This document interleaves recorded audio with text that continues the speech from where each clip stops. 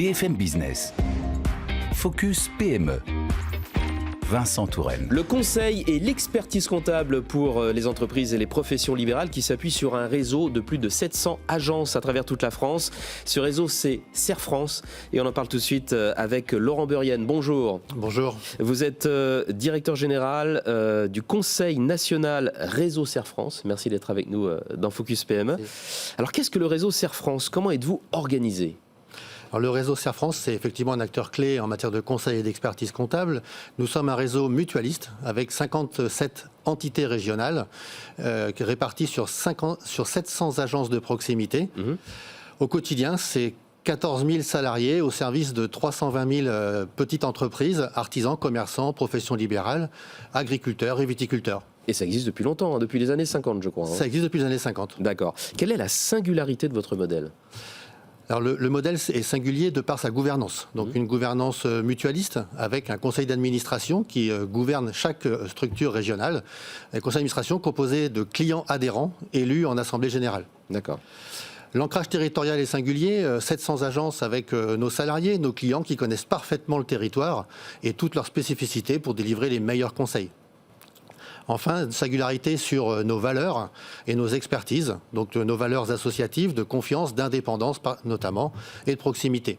D'accord. Donc, ancré dans les territoires et valeurs associatives, vous mettez beaucoup en avant les collaborateurs. Comment répondez-vous aux enjeux d'attractivité et de fidélisation RH, comme on dit ? Très important en ce moment. Hein. C'est très important et l'activité d'expertise comptable et de conseil ne passe pas à côté de fortes tensions sur le marché du travail. Néanmoins, là aussi, CERFrance se différencie de par ses dynamiques d'innovation et de développement au quotidien. On a une moyenne d'âge de 43 ans, on a une ancienneté moyenne de 13 années.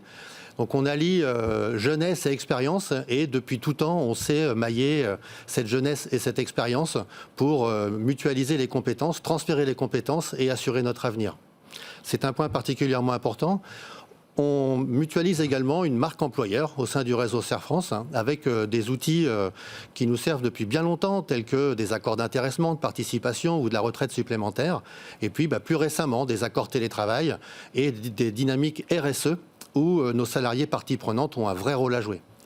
Enfin, de tout temps, la formation professionnelle est particulièrement importante chez CERFrance, avec plus de 3% de la masse salariale qui accompagne des dynamiques d'évolution, soit vers des thématiques d'expertise, soit vers des thématiques managériales pour manager l'ensemble de nos activités. D'accord. Un mot pour finir des évolutions à venir de votre métier. Sur quoi travaillez-vous pour la suite ?